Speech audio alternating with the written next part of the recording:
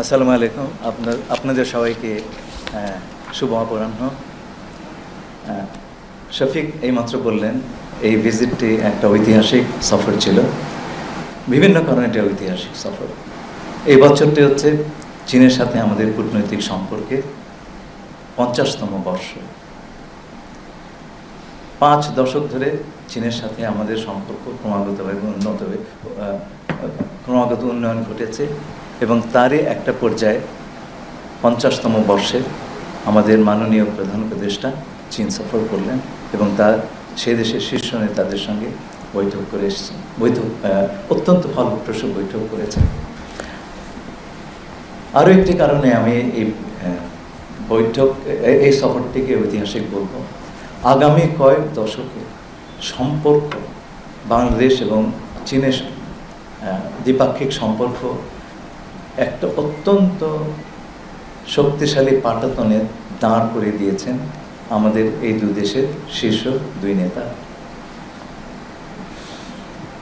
এ বিষয়ে আমি দুটো প্রধান স্তম্ভের কথা বলবো। প্রথম স্তম্ভ হচ্ছে পানি সম্পদ এবং দ্বিতীয়টি হচ্ছে শিল্পায়ন। আমরা নদীমাতৃক দেশ এবং আমাদের জীবনযাত্রা পানির ওপর বহুলাংশে নির্ভরশীল। প্রকৃতির এবং পরিবেশের যে পরিবর্তন আগামী 50 বছরে তার কি প্রভাব বাংলাদেশের জনগণের ওপর পড়বে, সেই কনসিডারেশনে আমাদের প্রধান উপদেষ্টা চীনের সাথে পানি সম্পদ নিয়ে দীর্ঘ, বিস্তৃত এবং গভীর আলোক করেছেন এবং বাংলাদেশের রিভার সিস্টেম এগুলো সংরক্ষণ করতে পারি, ব্যবহার করতে পারি, এই বিষয়ে চীন আমাদের জন্য একটা অত্যন্ত বড় দৃষ্টান্ত। তারা এইসব বিষয়ে পৃথিবীতে অগ্রগণ্য ভূমিকা পালন করেছে। আপনারা তাদের বিভিন্ন প্রজেক্টগুলো দেখলে, বিশাল বিশাল প্রজেক্টগুলো দেখলে বুঝতে পারবেন। এই বিষয়ে মাননীয় প্রধান উপদেষ্টা প্রেসিডেন্ট শি জিনপিংয়ের সহায়তা চেয়েছেন এবং তারাও সর্বাত্মক সহযোগিতা দেবার প্রত্যয় ব্যক্ত করেছেন। এর পরপরই তিনি চীনের পানি সম্পদ মন্ত্রীর সঙ্গে সাক্ষাৎ করেন এবং সেই সাক্ষাতের সময় চীনের সবচাইতে যারা প্রথিতযশা পানি বিশেষজ্ঞ আছেন তারা সকলেই উপস্থিত ছিলেন। তিনি মাননীয় প্রধান উপদেষ্টা আগামী 50 বছরে বাংলাদেশের পানির যে চাহিদা এবং সেই চাহিদা পূরণের কী কী উপায় হতে পারে সেই নিয়ে বিশদ আলোচনা করেছেন এবং চীনা পক্ষ তাতে আমাদেরকে সব ধরনের সহযোগিতার প্রতিশ্রুতি দান করেছেন। এর ভিতরে রয়েছে নদীর পানির সংরক্ষণ, বন্যার পূর্বাভাস, বন্যা নিয়ন্ত্রণ সহ বিভিন্ন বিষয়। এ প্রসঙ্গে আমি তিস্তা নদীর যে প্রকল্প সেটার কথা উল্লেখ করব। এই প্রকল্পটা আগেই হয়েছিল এবং এতে আমরা চীনা প্রতিষ্ঠানগুলোর অংশগ্রহণের জন্য আগ্রহ ব্যক্ত করেছি এবং তারাও এই বিষয়ে ইতিবাচক প্রতিক্রিয়া দেখিয়েছেন। আপনারা এর প্রতিফলন দেখতে পারবেন জয়েন্ট স্টেটমেন্ট। দ্বিতীয়ত হচ্ছে শিল্পায়ন। আপনারা সকলেই জানেন দেন শিয়াওপিং যখন চীনে বিস্তৃত এবং গভীর সংস্কার সাধন করলেন, তার একটা প্রধান উদ্দেশ্য ছিল ফরেন চীনের প্রতি আকৃষ্ট করার এবং এই রিফর্মের ফলে আমরা দেখেছি 80 সালের থেকে শুরু হয়ে আজ পর্যন্ত বিশাল পরিমাণ এফডিআই বা ফরেন ডাইরেক্ট ইনভেস্টমেন্ট বিশেষ করে পশ্চিমা দেশগুলো এবং মার্কিন যুক্তরাষ্ট্র থেকে চায়নাতে এসেছে। যে সমস্ত কারণে এই বিনিয়োগগুলো পশ্চিমা দেশগুলোর থেকে চীনে এসেছিল, সেই কারণগুলোর কারণেই কিন্তু আজ চীনের থেকে ইনভেস্টমেন্টগুলি অন্যান্য দেশে চলে যাচ্ছে। ভিয়েতনামে চলে গেছে অনেকটুকুই, এবং তা আমাদের দেশে আমরা আকৃষ্ট করবার চেষ্টা করছি। আগামী দিনগুলোতে আমাদের যুব সম্প্রদায়ের যে কর্মসংস্থান তার অনেকটাই নির্ভর করবে আমাদের শিল্পায়নের গতির ওপরে।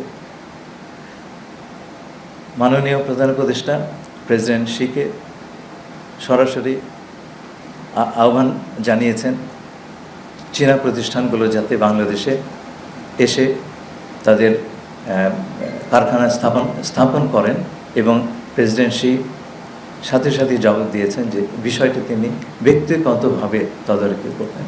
এটা আমাদের জন্য একটা বড় পাওয়া। চীনের বিভিন্ন প্রতিষ্ঠান এই সময় এবং অল দ্য টপ আপনার বিজনেস প্রতিষ্ঠান এই সময় বাংলাদেশ প্রতিনিধি দলের সঙ্গে বিভিন্ন বৈঠকে মিলিত হয়েছিলেন, এবং তার সম্ভাবনাগুলো এবং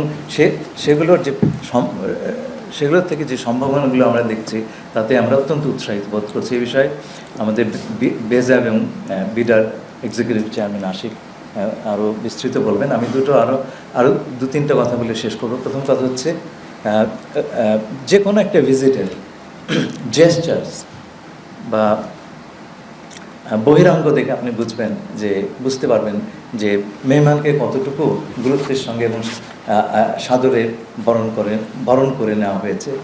প্রেসিডেন্ট শি তিনি গ্রেট হল থেকে বাইরে এসে দাঁড়িয়েছিলেন আমাদের প্রধান উপদেষ্টা প্রফেসর মোহাম্মদ ইউনূসকে স্বাগতম জানানোর জন্যে। তিনি সাধারণত গ্রুপ ফটো তোলেন না, কিন্তু আমাদের জন্যে তিনি সেই এক্সেপশনটা করেছেন, আমাদের সবাইকে নিয়ে হাসি মুখে ছবি তুলেছেন, যেটা খুব বিরল। 3 নম্বর হচ্ছে তিনি বৈঠকের সময় তার নোট বাদ দিয়ে লিখিত নোটের বাইরে গিয়ে উনি স্মরণ করলেন ফুজিয়ানের গভর্নর থাকার সময় তিনি ক্ষুদ্র ঋণ বা মাইক্রো ক্রেডিট অধ্যয়ন করেছেন, প্রয়োগ করেছেন সেই প্রদেশের দারিদ্র্য বিমোচনের জন্যে। এই যে আমাদের প্রধান উপদেষ্টার যে ফিলসফি তিনি গ্রহণ করেছেন, এটা শুনে আমরা সকলে আপ্লুত বোধ করেছি। এবং এই যে frank admission that he benefited from our chief adviser, এটা একটা বিরল ব্যাপার আমাদের জন্য। আর শেষ কথাটি বলে আমি আশিককে দেব, সেটা হচ্ছে রোহিঙ্গার বিষয়ে। আমরা সেই প্রধান উপদেষ্টা বিষয়টি তুলেছেন এবং চীন তার সর্বাত্মক সহযোগিতা দেবে, এবং পরিষ্কারভাবে চীন বলেছে যে রিপ্যাট্রিয়েশনের ব্যাপারে তারা তাদের সাধ্যমতো সব রকম চেষ্টা করবে। এটা আমাদের জন্য একটা বড় কথা ছিল। আপনারা প্রেস স্টেটমেন্টের এর প্রতি আপনাদের অনুমতি নিয়ে আমি এখন আশিক আমাদের বিডার এবং বেজার এক্সিকিউটিভ চেয়ারম্যান আশিক চৌধুরী মোহাম্মদ আসিফকে ফ্লোর দিচ্ছি। ধন্যবাদ। আমি একটু ডিটেইলে কথা বলবো, যেহেতু ইনভেস্টমেন্টটা আমাদের একটা কোর এজেন্ডা ছিল। আমাদের নতুন যে সম্পর্কটা হবে চায়নার সাথে, সেই সম্পর্কটার ক্ষেত্রে আমরা চাচ্ছি যে সম্পর্কটা আসলে একটা বেনিফিশিয়াল মিউচুয়াল বেনিফিশিয়াল রিলেশনশিপ হোক। এখানে চায়না আমাদের থেকে বেনিফিট করবে, আমরাও চায়না থেকে বেনিফিট করব। তো আপনারা শুনেছেন যে আমরা প্রায় 100-র বেশি কোম্পানি ওখানে আমাদের সাথে দেখা করেছিলেন, বিভিন্ন ডিফারেন্ট সেটআপ, এবং এরা কিন্তু সবাই কোম্পানির সিইও, প্রেসিডেন্ট, চেয়ারম্যান। আমরা সিনিয়র লেভেল ম্যানেজমেন্টের কথা বলছি না, ওই কোম্পানির যারা একেবারেই টপ, আইদার সে ওই কোম্পানির মেইন শেয়ার হোল্ডার অথবা সেই কোম্পানির সিইও, এরকম লোকজন এসেছিলেন আমাদের সাথে দেখা করতে। আমরা 4 ভাগে ওনাদের সাথে দেখা করেছিলাম। প্রথমটা ছিল আমরা একটা সেমিনার করেছিলাম যে ওয়াই বাংলাদেশ, সেটাকে পোর্ট্রে করার জন্য। আর তারপরে আপনি এখানে সাউন্ডটা পাওয়া যাচ্ছে, সুইচ করতে হবে এগুলো একটু এদিকে আসেন স্যার। ও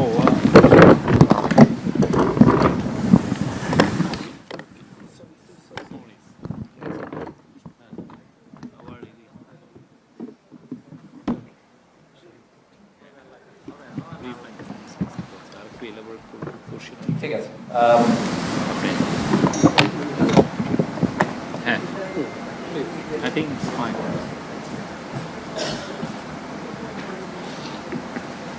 সো আমরা আমি আবার প্রথম থেকে ফেরত আসি যে আমরা শোনা যাচ্ছে তো? এখন শোনা যাচ্ছে?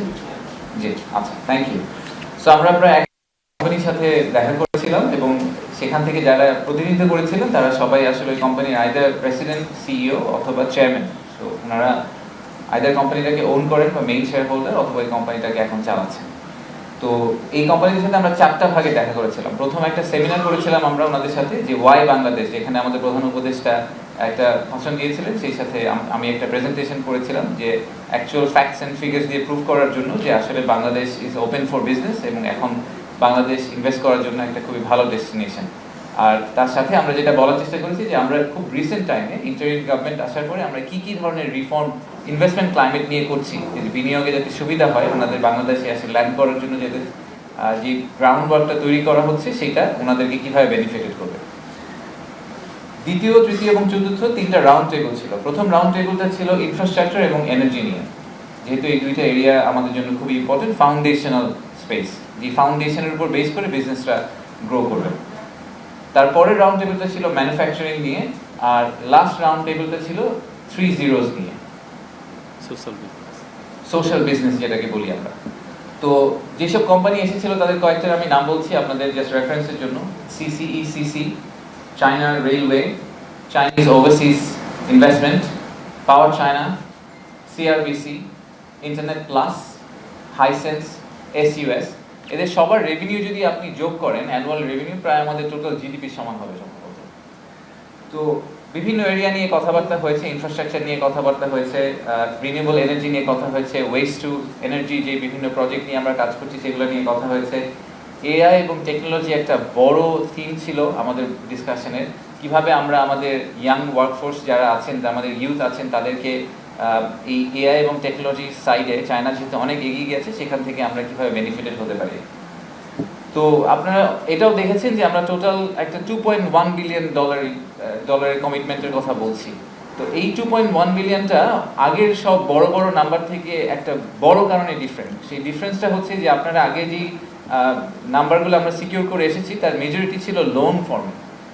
তো দেখা যাচ্ছে যে একটা হচ্ছে কি আমরা লোন নিব, তো লোন নেওয়ার একটা পজিটিভ আছে, পজিটিভটা হচ্ছে যে ইমিডিয়েটলি টাকাটা চলে আসে, নেগেটিভটা হচ্ছে এই টাকাটাকে আমাদের আবার ফেরত দিতে হয়। সো এই ইকোনমিতে টাকাটা ঢুকে একসময় আবার বের হয়ে যায়, আর ইন্টারেস্ট সহ আমাদেরকে বের করে দিতে হয়। ওয়ারেস যদি ইনভেস্টমেন্ট আসে, সেই ইনভেস্টমেন্ট নাম্বারটা কিন্তু actual genuine injection into hour economy, এই টাকাটা কখনো এই দেশ থেকে যাবে না। এবং এই ইনভেস্টমেন্টের ফলশ্রুতিতে যে পরিমাণ এমপ্লয়মেন্ট জেনারেশন হবে সেটা আসলে ক্লাসিক লোন থেকে কখনোই হয় না। এইবার এই $2.1 বিলিয়ন মধ্যে প্রায় $1 বিলিয়ন অধিক অ্যামাউন্টটা হচ্ছে আসলে ইনভেস্টমেন্ট কমিটমেন্ট। এই ইনভেস্টমেন্ট কমিটমেন্ট প্রায় 30টা চাইনিজ কোম্পানি করেছে, এবং 30টা চাইনিজ কোম্পানি করেছে মূলত আমাদের যে আনোয়ারাতে একটা Chinese economic and industrial zone নিয়ে আমরা কাজ করছি সেটার উপর বেসিস করে। প্রায় 800 একর জমির উপরে একটা চাইনিজ ইকোনমিক ইন্ডাস্ট্রিয়াল জোন নিয়ে কাজ হচ্ছে। এই জোনটার কনভারসেশন অনেক আগেই শুরু হয়েছিল, বাট 2022-এর পরে এটা নিয়ে আর কোনো প্রোগ্রেস হয়নি। লাস্ট 3 মাসে আমরা সিগনিফিক্যান্ট প্রোগ্রেস করেছি চাইনিজ আমাদের কাউন্টার পার্টির সাথে, এবং অনেকগুলো বড় বড় ডিসিশন সরকার নিয়েছে এবং তাদের সাথে একটা নেগোসিয়েশনে এসেছে, যেটার কারণে তারা এখন খুবই কনফিডেন্ট ফিল করছেন যে এই বছরের কোনো একটা সময় আমরা ওইটার কনস্ট্রাকশন শুরু করব। জায়গা ইয়ারমার্ক করা হয়ে গেছে, জমি অধিগ্রহণ হয়ে গেছে, আমরা কনস্ট্রাকশনে যাব, এবং ওইটার উপর বেসিস করেই কিন্তু চাইনিজ কোম্পানিরা আমাদের এখানে আসার কথা চিন্তা ভাবনা করছে। আর বাকি অংশটা হচ্ছে তার যে 750 মিলিয়নের মতো আমরা লোনের কথা বলছি, তার মধ্যে আবার অর্ধেক হচ্ছে ওই ইন্ডাস্ট্রিয়াল ইকোনমিক জোন ডেভেলপমেন্টের জন্য, অন্য অর্ধেক হচ্ছে মংলায় আমাদের একটা মডার্নাইজেশন প্রজেক্ট চলছে, মংলা পোর্টকে যাতে আমরা আর একটু ভাইব্রেন্ট করতে পারি। তো এইবার আমাদের এই সফরে একটা এডিশনাল প্রপোজাল এসেছে চায়না থেকে, যে যেহেতু মংলা পোর্টটা ওনারা রিমডার্নাইজেশন করছেন, সেটার পাশাপাশি ওখানে ওনারা একটা ইকোনমিক জোন করার কথা চিন্তা ভাবনা করছেন, এবং আমাদেরকে প্রপোজাল দিয়েছেন যে আমরা যদি রাজি থাকি তাহলে ওখানে ওনারা একটা সেকেন্ড চাইনিজ ইকোনমিক জোন নিয়ে কাজ করবেন এবং ওখানে ওনারা ইনভেস্ট করবেন। আর রাফলি 12% এসেছে গ্র্যান্টস ফর্মে, সেই প্রায় $250 মিলিয়ন মতো, সেটার মধ্যে 150 হচ্ছে টেকনিক্যাল অ্যাসিস্ট্যান্স, আর প্রায় $100 মিলিয়ন হসপিটালের জন্য। আপনারা এটা হয়তো শুনেছেন যে এবার হেলথ কেয়ার একটা বড় থিম ছিল, যেখানে আমরা ডক্টরদের ট্রেনিং থেকে শুরু করে অত্যাধুনিক হসপিটাল বাংলাদেশে তৈরি করা, এবং বাংলাদেশের টার্সিয়ারি যে হেলথ কেয়ারের ট্রান্সপোর্ট মুভমেন্টটা হয়, যেটা আমরা আসলে সাধারণত দেখি যে ইন্ডিয়া, থাইল্যান্ড ওদিকে যায়, চায়না এবার চেষ্টা করছে যে আমরা চায়নাতেও আমাদের এই হেলথ সাপোর্টটা তারা চায়না থেকে আমাদেরকে দেওয়ার চেষ্টা করবে। তো এই চাইনিজ ইকোনমিক জোনের ব্যাপারটা কিন্তু আমাদের জন্য একটা বড় ইনফ্লেকশন পয়েন্ট। আমরা অনেক দিন ধরে চায়নার ইনভেস্টমেন্টের কথা বলছি, এবং the depth Chinese investor pool has, এটা আমরা এবার গিয়ে আবার রিয়েলাইজ করেছি যে আমাদের we have barely scratch the surface. আসলে চাইনিজ ইনভেস্টারদের বাংলাদেশের ব্যাপারে অ্যাওয়ারনেস এখনও আছে, কিন্তু খুব স্বল্প পরিসরে আছে। আমাদের আসলে আরও হায়ার ফ্রিকোয়েন্সিতে চায়নাতে যেতে হবে। চায়না একটা ইটসেলফ ইজ এ কন্টিনেন্ট, যেখান থেকে আমাদের দেশের সবচেয়ে বেশি ইনভেস্টমেন্ট আসা সম্ভব, এটা নিয়ে আমার কোনো ধরনের সন্দেহ নেই। তো অলরেডি কিন্তু বেবজাতে আপনারা দেখেছেন কিছুদিন আগে নিউজ এসেছে যে অনেক ইন্টারেস্ট দেখিয়েছে। লাস্ট অগাস্ট থেকে এই মার্চ মাস পর্যন্ত 34টি চাইনিজ কোম্পানি ইনভেস্ট করার আগ্রহ দেখিয়েছে বেবজাতে, এবং সেই নাম্বারটা কমিটেড নাম্বার অলরেডি প্রায় $160 মিলিয়ন। তো এই সার্চটা কিন্তু অলরেডি শুরু হয়ে গেছে। শর্ট টার্মে যখন তারা প্লাগ এন্ড প্লে চাচ্ছেন, আমরা তাদেরকে বেবজা বলছি। যখন তারা 2 থেকে 3 বছরের লং টার্ম ভিউ নিচ্ছেন, তখন আমরা তাদেরকে বলছি চাইনিজ ইকোনমিক জোন। সো আমাদের ভিশনটা কিন্তু ক্লিয়ার করতে হবে। আমাদের ভিশনটা হচ্ছে যে Bangladesh will convert into a manufacturing hub. হ্যাঁ, ওয়ার্ল্ডের ফ্যাক্টরি হিসেবে বাংলাদেশ আবির্ভূত হবে, এবং শুধুমাত্র বাংলাদেশের লোকাল মার্কেটকে টাচ করার জন্য চাইনিজ ইনভেস্টরদেরকে আমরা বলছি আপনারা বাংলাদেশের লোকাল মার্কেট কেটার করেন, আপনারা 7 সিস্টার্সকে কেটার করেন, আপনারা নেপাল ভুটানকে কেটার করেন। এবং আমরা যেহেতু এখন একটা বেশ কয়েকটা পোর্টের দিকে এগিয়ে যাচ্ছি, আমরা মাতারবাড়িতে একটা ডিপ সি পোর্ট করছি, আমরা চিটাগংয়ে একটা বে টার্মিনাল করার কথা বলছি। সো আমাদের পোর্ট কানেক্টিভিটি তৈরি হয়ে গেলে বাংলাদেশকে ম্যানুফ্যাকচারিং হাব হিসেবে এস্টাবলিশ করে আপনারা সাউথ ইস্ট এশিয়া এবং পোটেনশিয়ালি রেস্ট অফ দ্য ওয়ার্ল্ডে আপনারা এক্সপোর্ট করেন। সো এই প্রপোজিশনটাই কিন্তু এবার আমরা চাইনিজদের কাছে নিয়ে গিয়েছি, এবং সেটার উপর বেসিস করে ওনারা অনেক আগ্রহ দেখাচ্ছে।